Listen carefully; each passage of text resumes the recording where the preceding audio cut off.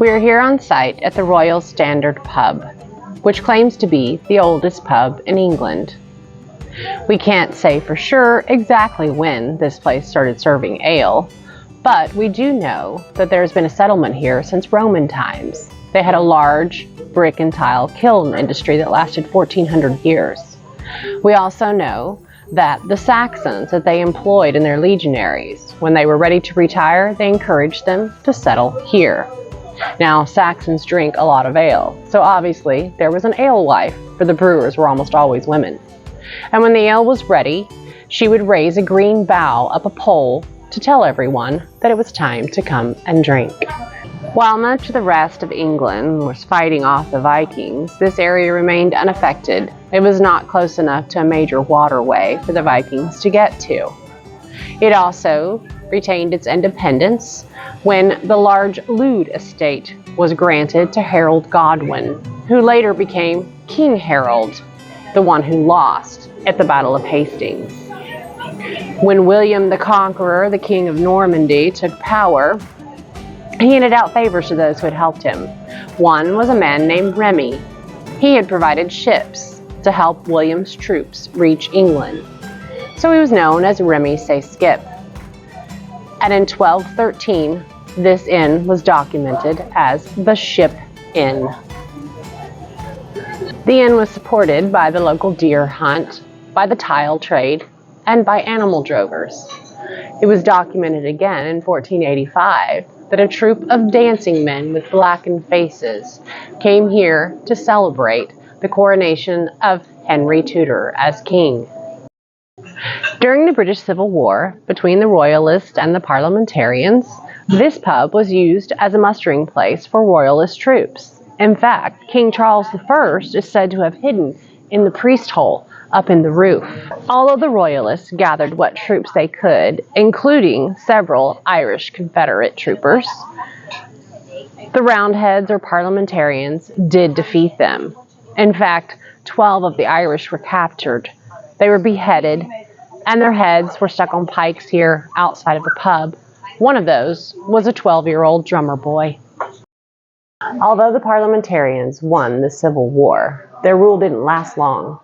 England missed having a monarch. So they brought King Charles II back from exile, the son of King Charles I. He rewarded this pub for its loyalty to his father, also for allowing him to meet his mistresses here on the sly. At any rate, he agreed to a name change, and it became the Royal Standard of England, the only pub in the country. There were many characters that frequented this inn. One was Thomas the Drover. You can see, even today, the roads outside are several feet below the level of the pub because of the thousands and thousands of animal feet that trod their way to market. Thomas would bring his animals to London Market along with his faithful dog. When he got to London, he would sell the animals, and then he would sell his very valuable dog. Then he would come back here to the Royal Standard and sit and wait, because he knew that eventually his faithful animal would run away from its new owners and find his way back to him, so he could repeat the process all over again. Another interesting character was James Hind, a former royal trooper who turned to a life of crime. He became a highwayman, but he was sort of a Robin Hood sort of figure. He only stole from the rich, and he often helped out the poor. He was quite a clever man.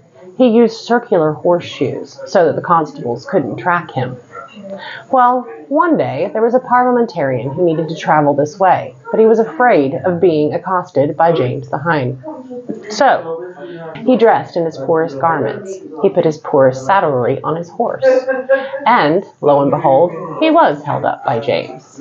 But James believed his story and felt so sorry for him, he actually gave the man a gold coin. Everything would have been fine, except the parliamentarian stopped here at the Royal Standard, had a few pints of ale, and began to boast that he had outfoxed the highwaymen.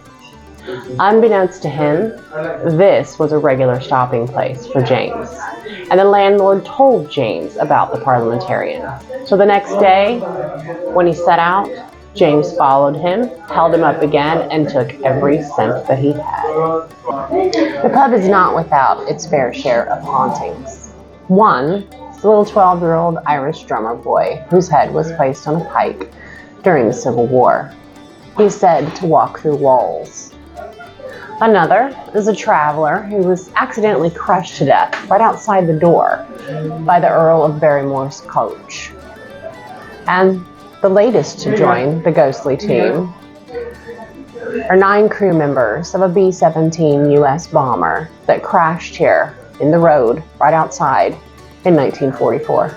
Up until the 18th century, this was a very different place. It was dark and sweaty and candlelit. It was full of whoring and gambling and drinking. But today, it has a warm, homey atmosphere. And here, you can experience some of the best of British hospitality. Hi, I'm Michelle, and this is Brian. And we hope you've enjoyed watching History on Site.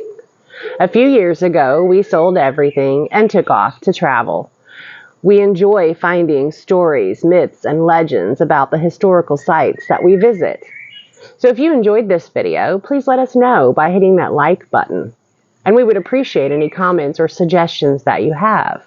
If you'd like to see more History on Site, hit the subscribe button and don't miss our upcoming videos. Thank you.